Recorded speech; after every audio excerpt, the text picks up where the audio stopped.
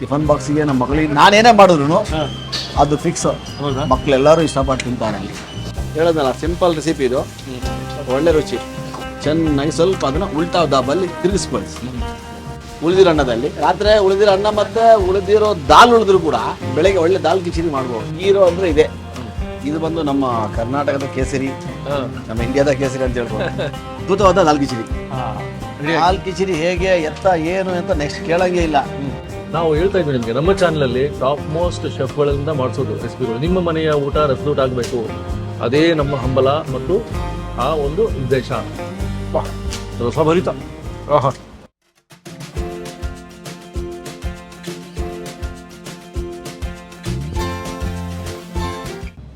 ನಮಸ್ಕಾರ ವೀಕ್ಷಕರೇ.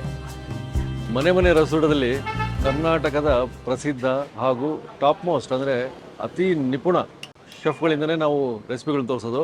ಅದರಲ್ಲಿ ಇಸ್ಮೇಲ್ ಅವರು ಒಬ್ಬರು. ಒಗ್ಗರಣೆ ಡಬ್ಬಿಯಲ್ಲಿ ನೋಡಿರ್ತೀರಿ ನೀವು. ಇಲ್ಲಿ ನಿಮಗೆ ಅದ್ಭುತವಾದ ಮಸಾಲ ದೋಸೆ, ಮಸಾಲ ಪೂರಿ, ಗೋಬಿ ಮಂಚೂರಿ, ಏನು ಆಹಾ ಎಂತೆಂಥ ತಟ್ಟೆ ಇಡ್ಲಿ ಎಲ್ಲ ನೋಡಿದ್ದೀರಾ. ಇವತ್ತು ಬನ್ನಿ ಅಂತ ಕರೆದಿದ್ದಾರೆ ಇವತ್ತು ಇಸ್ಮೇಲ್ ಅವರು. ಯಾವ ರೆಸಿಪಿ ಅಂತೀರಾ? ದಾಲ್ ಕಿಚಡಿ. ಪ್ರತಿ ಸಲ ನೀವು ಹೋಟ್ಲಿಗೆ ಹೋದಾಗ ಅದನ್ನು ಸೌದಿರ್ತೀರಾ. ಅದು ಹೆಂಗಪ್ಪ ಮಾಡೋದು ಅಂದ್ಕೊಂಡಿದ್ರೆ ಇವತ್ತು ಇಸ್ಮೇಲ್ ಅವ್ರ ಕೈಯಿಂದ ಆ ರೆಸಿಪಿ ನೋಡ್ಬಿಡೋಣ ಬನ್ನಿ. ನನಗೆ ಕೂಡ ಅದು ಫಸ್ಟ್ ಟೈಮ್, ನೋಡೇ ಬಿಡೋಣ.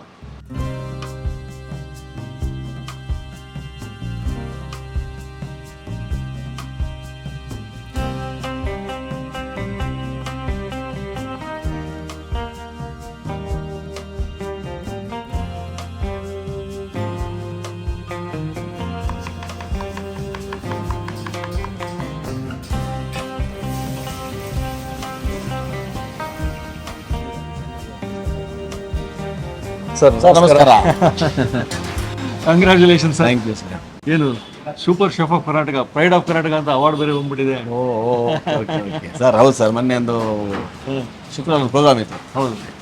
ಅದರಲ್ಲಿ pride of Karnataka super chef, best chef ಅಂತ ಒಂದು ಅವಾರ್ಡ್ ಮಾಡಿದ್ರು. ಇದೆ ಎಲ್ಲ ನಮ್ಮ ಅಡುಗೆಯಿಂದ ಸ್ಟಾರ್ಟ್ ಆಗಿರೋದು. ಯಾಕಂದರೆ ಇವತ್ತು ಹೆಮ್ಮೆ ಬರ್ತಾ ಇದ್ದೀವಿ. ಹೌದು.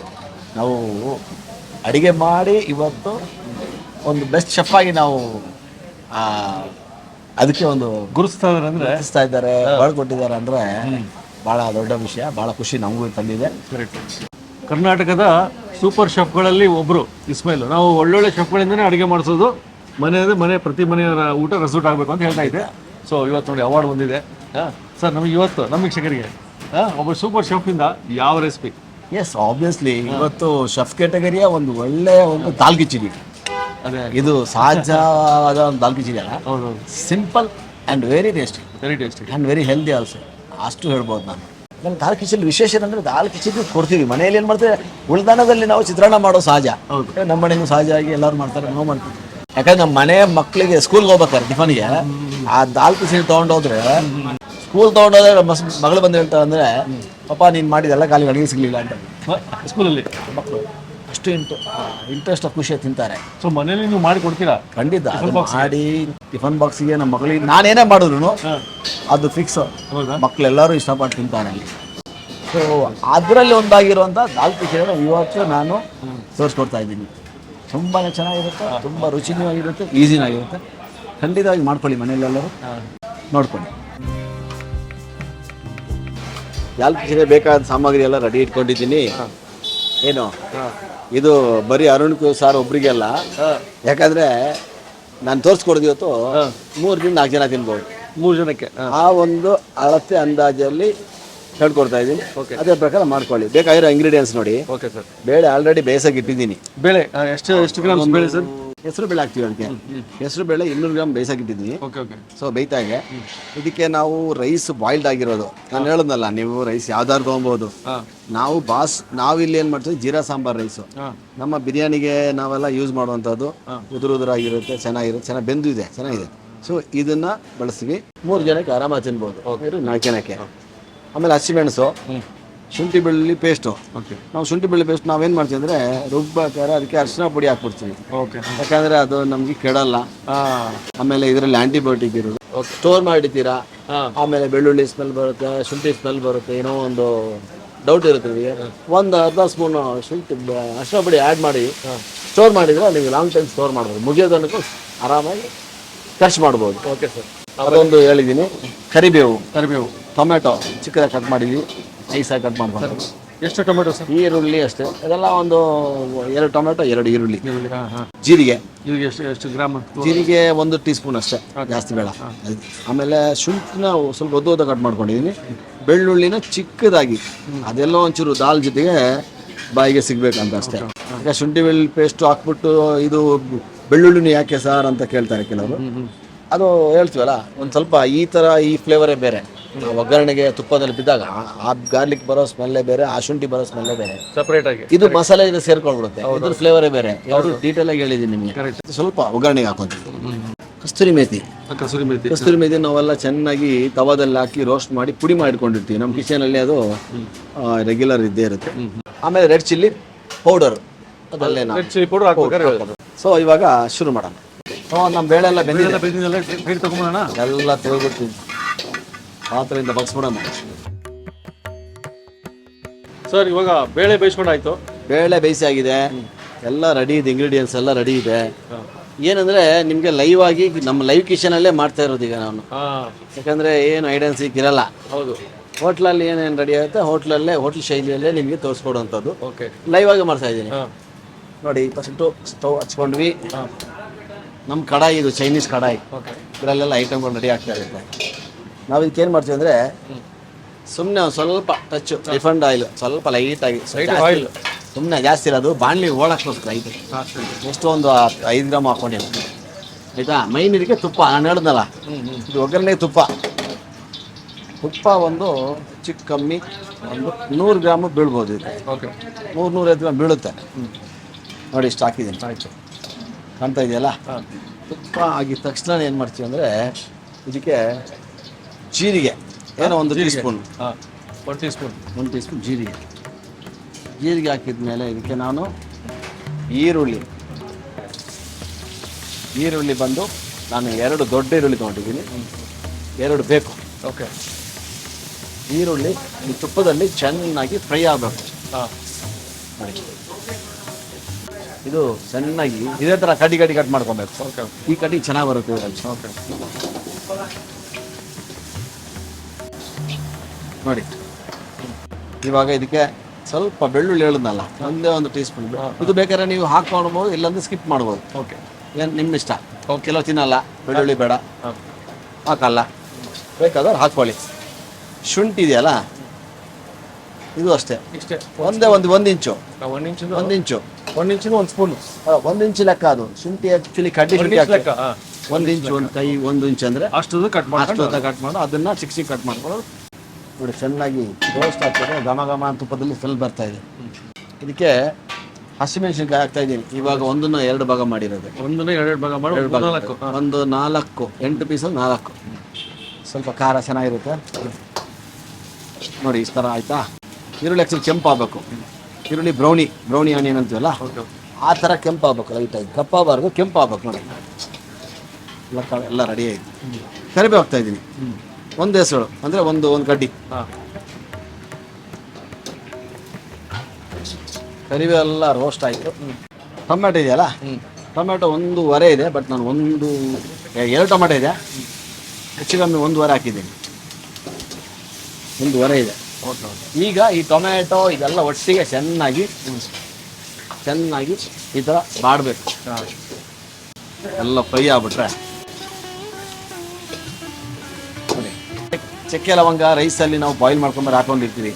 ನಮ್ಮ ಬಿರಿಯಾನಿ ರೈಸ್ ಏನಿದೆಯಲ್ಲ, ಇದನ್ನೆಲ್ಲ ಹಾಕಿರ್ತೀವಿ. ಓಕೆ. ಅದರಲ್ಲಿ ನಮಗೆ ಏನು ಚಕ್ಕೆ ಲವಂಗ ಇದಕ್ಕೇನು ಎಕ್ಸ್ಟ್ರಾ ಹಾಕುವ ಅವಶ್ಯಕತೆ ಇಲ್ಲ. ಹೇಳೋದಲ್ಲ, ಸಿಂಪಲ್ ರೆಸಿಪಿ ಇದು, ಒಳ್ಳೆ ರುಚಿ. ಓಕೆ. ನೀವು ರೈಸಲ್ಲಿ ನೀವು ಶುಂಠಿ ಬೆಳ್ಳುಳ್ಳಿ ಚಕ್ಕೆ ಲವಂಗ ಹಾಕಿಲ್ಲ ಅಂದರೆ ಇದರಲ್ಲಿ ಹಾಕೊಬೋದು, 2 ಮಾಡ್ಬೋದು ನೋಡಿ. ಇವಾಗ ಎಲ್ಲ ಆಯಿತು. ಶುಂಠಿ ಬೆಳ್ಳುಳ್ಳಿ ಪೇಸ್ಟ್ ಇದೆಯಲ್ಲ, ಜಾಸ್ತಿ ಇಲ್ಲ, ಇದು ಟೇಬಲ್ ಟೀ ಸ್ಪೂನ್, ಇದು ಅರ್ಧ ಟೀ ಸ್ಪೂನ್ ಸಾಕು, ಅರ್ಧ ಸಾಕು, ಜಾಸ್ತಿ ಬೇಡ ನೋಡಿ. ಇವಾಗೆಲ್ಲ ಮಸಾಲ ಕರೆಕ್ಟಾಗಾಯ್ತು.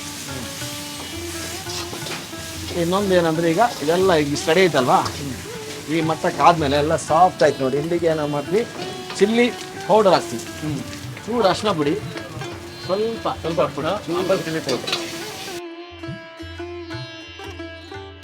ಚಿಲ್ಲಿ ಪೌಡ್ರ್ ಒಳ್ಳೆ ಕಂಪನಿಗೆ ಯೂಸ್ ಮಾಡ್ತೀವಿ. ಹೌದು, ಸಫಲ್ ಯೂಸ್ ಮಾಡ್ತಿದ್ದೀರಾ? ಹೌದು. KOF ಸಫಲ್. ಸೊ ಇದನ್ನು ಒಂದೇ ಒಂದು ಟೀ ಸ್ಪೂನ್ ಹಾಕ್ತಾಯಿದ್ದೀನಿ ಖಾರಕ್ಕೆ. ಯಾಕಂದರೆ ಒಂದು ಟೀ ಸ್ಪೂನ್ ಸ್ವಲ್ಪ ಕಡಿಮೆ ಹಾಕೊಳ್ಳಿ, ಖಾರ ಜಾಸ್ತಿ ಆಯಿತು. ಆಯ್ತು. ಅಲ್ಲಿ ತೋರಿಸಿ ಸ್ವಲ್ಪ ಮೊಸರನ್ನ ಆ್ಯಡ್ ಮಾಡ್ತೀನಿ, ಚೂರು. ದಾಲ್ ಕಿಚಡಿಗೆ ಮೊಸರು ಚೂರು, ಒಂದು ಟೀ ಸ್ಪೂನ್ ಅಷ್ಟು ಸುಮ್ಮನೆ. ಇದೆಲ್ಲ ರೆಡಿ ಆಯ್ತಲ್ಲ ಸರ್. ಈಗ ನಮ್ಮ ಮೈನ್ ಇಂಗ್ರೀಡಿಯೆಂಟ್ ದಾಲ್ ನೋಡಿ ಬೇಯಿಸಿದ್ದು. ಬೇಯಿಸಿದ ದಾಲ್. ಈ ದಾಲ್ನ ನಾನು ಚೆನ್ನಾಗಿ ಬೇಯಿಸಿ 200 ಗ್ರಾಮ್ಸ್. ಇದನ್ನು ಕುಕ್ಕರಲ್ಲಿ ಬೇಯಿಸಿಲ್ಲ, ನಾನು ಹಂಗೆ ಬೇಯಿಸಿದ್ದೆ. ಹಾಂ. ಈ ಬೌಲ್ ಬಂದು 200 ಗ್ರಾಮ್ ಬೌಲ್ ಇದು. ಹಾಂ. 200 ml ಬರುತ್ತೆ ಬೌಲ್. 200. ಹೌದು. ದಾಲ್ ಕಿಚಡಿಗೆ ಎಲ್ಲ ರೆಡಿ ಆಯಿತು. ರೆಡಿ ಆಯ್ತಾ? ಚೆನ್ನಾಗಿ ಮಸಾಲ ಬೇಯಲಿ. ಹಾಂ. ಈರುಳ್ಳಿ ಎಲ್ಲ ಇನ್ನೊಂದು ಸಲ ಫ್ರೈ ಆಯಿತು, ಎಲ್ಲಿ ಬೇಯಿತು ನೋಡಿ. ಓಕೆ. ಈಗ ಇದು ನಮಗೆ ಗಟ್ಟಿಯಾಗಿದೆ. ಸ್ವಲ್ಪ ನೀರು ಲೈಟಾಗಿ, ಸ್ವಲ್ಪ ಹಾಲು ಬೇಕಾದ್ರೆ. ಹಾಲು ಹೇಳಿದ್ದಿಲ್ಲ?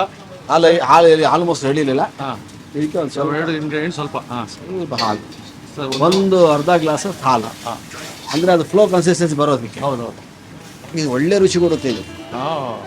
ನೋಡಿ, ಅದು ಮಲಾಯಿ ಥರ ಆಯಿತು. ಮಲಾಯಿ ಥರ ಆಯಿತು.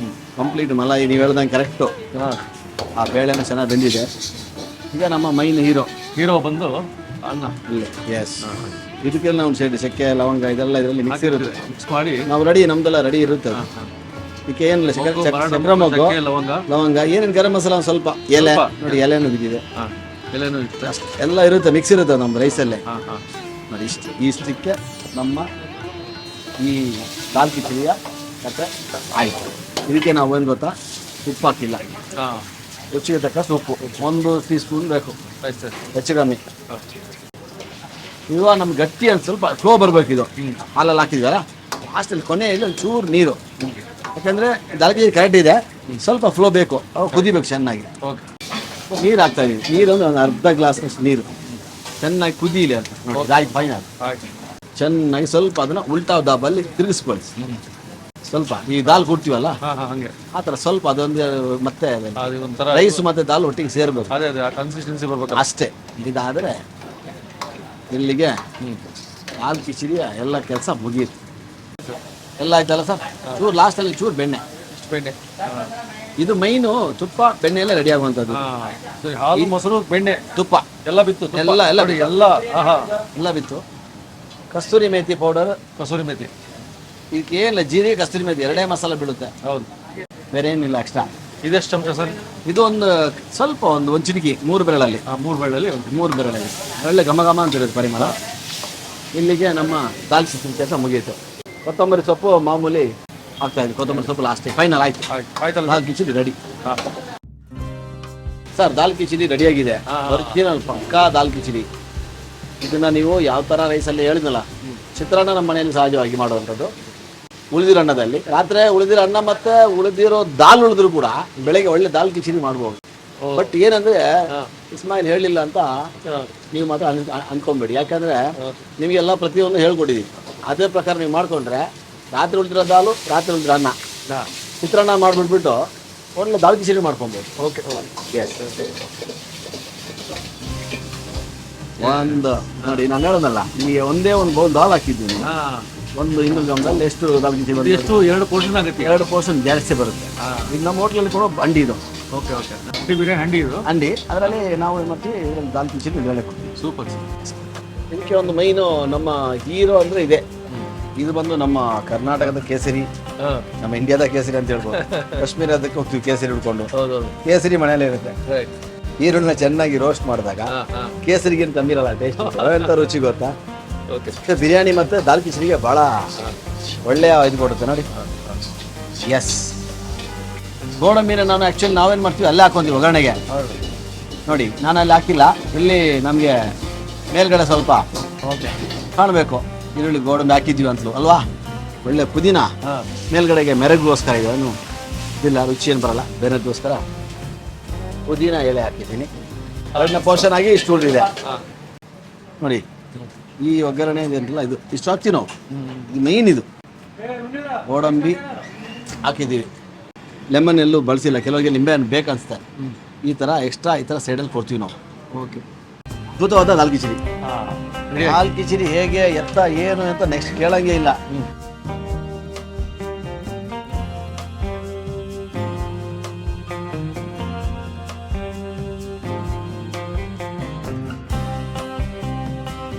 ದಾಲ್ ಕಿಚಡಿನ ಕಂಪ್ಲೀಟ್ ನಾವು ತುಪ್ಪದಲ್ಲೇ ಮಾಡಿದ್ದೀವಿ. ಕೊನೆಯಲ್ಲಿ ನಾವು ನಮ್ಮ ಹೋಟ್ಲಲ್ಲಿ ಅಂದರೆ ಕೊಡ್ಬೇಕಾದ್ರೆ ಕೂಡ ಮೇಲ್ಗಡೆ ತುಪ್ಪ ಈ ಥರ ಹಾಕ್ಬಿಟ್ಟೆ ಕೊಡ್ತೀವಿ. ಹೌದು, ಆ್ಯಕ್ಚುಲಿ ಇದು ಬಂದು ಕಂಪ್ಲೀಟ್ ಗೀ ಇಂದ ರೆಡಿ ಆಗುವಂಥದ್ದು. ಯಾಕಂದರೆ ಈ ಲುಕ್ಕು ಮೇಲ್ಗಡೆ ತುಪ್ಪ ನಿಂತ್ಕೊಂಡ್ರೆ ದಾಲ್ ಕಿಚಡಿ ಅಂದರೆ ಹಿಂಗೆ ಬರಬೇಕು. ದಾಲ್ ಕಿಚಡಿನ ತೋರಿಸ್ಬಿಟ್ರಿ.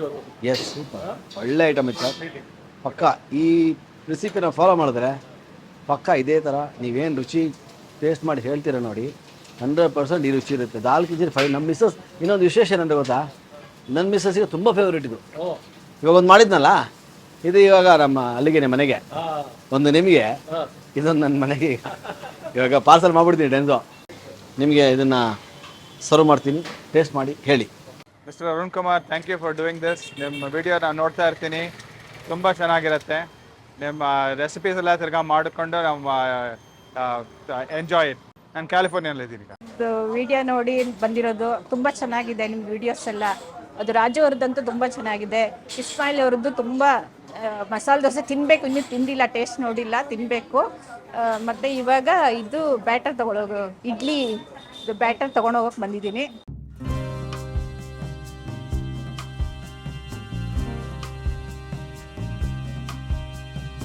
ಅವಾರ್ಡ್ ಬೇರೆ ಬಂದ್ಬಿಟ್ಟಿದೆ ಇಸ್ಮೇಲ್ ಅವ್ರಿಗೆ. ಆ ಒಂದು ಹುಮ್ಮಸ್ಸಲ್ಲಿ ಮಾಡಿದ್ರಿ ಇವತ್ತು. ಆಹಾ ಹಾ, ಅದು ಒಂದು ಟೇಸ್ಟ್ ಮಾಡಿ ಹೇಳ್ಬಿಡೋದು ನಿಮಗೆ. ನಾವು ಹೇಳ್ತಾ ಇದ್ವಿ ನಿಮಗೆ, ನಮ್ಮ ಚಾನಲಲ್ಲಿ ಟಾಪ್ ಮೋಸ್ಟ್ ಶೆಫ್ಗಳಿಂದ ಮಾಡಿಸೋದು ರೆಸಿಪಿಗಳು. ನಿಮ್ಮ ಮನೆಯ ಊಟ ರಸದೂಟ ಆಗಬೇಕು, ಅದೇ ನಮ್ಮ ಹಂಬಲ ಮತ್ತು ಆ ಒಂದು ಉದ್ದೇಶ. ಇಸ್ಮೇಲ್ ಅವ್ರ ಕಡೆಯಿಂದ ಇವತ್ತು ದಾಲ್ ಕಿಚಡಿ ಮಾಡೋ ಒಂದು ಭಾಗ್ಯ ಸಿಕ್ಕಿದೆ. ನಿಮಗೆ ತೋರಿಸೋ ಒಂದು ಅವಕಾಶ ಸಿಕ್ಕಿದೆ, ನನಗೆ ತಿನ್ನೋ ಒಂದು ಭಾಗ್ಯ ಸಿಕ್ಕಿದೆ. ತಿಂದ್ಬಿಟ್ಟು ಹೇಳ್ತೀನಿ. ಆಹಾ,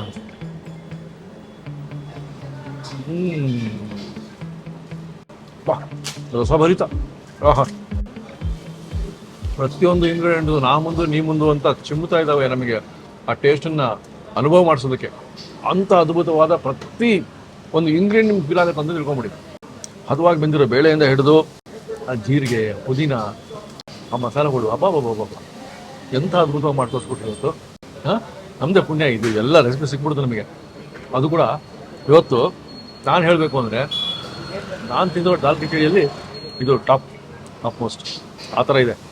ಎಲ್ಲಿ ಹೋದ್ರೂ ನೀವು ಇದನ್ನ ಇವಾಗ ಬೆಂಚ್ ಮಾರ್ಕ್ ಮಾಡ್ಕೊಂಡ್ಬಿಡ್ತೀರಿ, ಎಲ್ಲಿ ಹೋದ್ರೂ ನಿಮ್ಗೆ ಸಮಾಧಾನ ಆಗಲ್ಲ. ಈ ರೀತಿ ಇರಬೇಕು ಇದು ದಾಲ್ ಕಿಚಡಿ. ಆಮೇಲೆ ಫ್ರೈಡ್ ಮಾಡಿ ಆನಿಯನ್ ಹಾಕಿದ್ರಿ, ಆಹಾ ಮೆರೆಗೆ ಸೂಪರ್. ಅವ್ರು ಹೇಳ್ತಾರಲ್ಲ ತುಪ್ಪ, ಆಮೇಲೆ ಕೂಡ ತುಪ್ಪ, ಆಹಾ ಸೂಪರ್. ಈ ರೀತಿ ಹದವಾಗಿ, ಮಂದವಾಗಿ, ಹದವಾಗಿ ತುಪ್ಪ ಬರೀತಾ, ಫ್ರೈಡ್ ಆನಿಯನ್ ಬರೀತಾ ದಾಲ್ ಕಿಚಡಿ ಮೇಲೆ ಮಾಡ್ಕೊಂಡು ನಮಗೆ ಕಾಮೆಂಟ್ಸ್ ಹಾಕಿ, ಲೈಕ್ ಮಾಡಿ, ಶೇರ್ ಮಾಡಿ, ಸಾಕಷ್ಟು ಶೇರ್ ಮಾಡಿ, ಸಬ್ಸ್ಕ್ರೈಬ್ ಮಾಡೋದು ಮರಿಬೇಡಿ. ಇಂಥ ಅದ್ಭುತವಾದ ಟಾಪ್ ಶೆಫ್ಗಳಿಂದ ಮಾಡೋದೇ ಉದ್ದೇಶ ಅಂತ ಹೇಳಿದ್ದೆ, ಮಾಡಿಸ್ಕೊಂಡು ನಿಮ್ಗೆ ಕೊಡ್ತೀವಿ. Okay, take care. ಮುಂದಿನ ಎಪಿಸೋಡ್ ಮತ್ತೆ ಸಿಗೋಣ. ಮುಗಿಸ್ಬಿಡ್ತೀನಿ.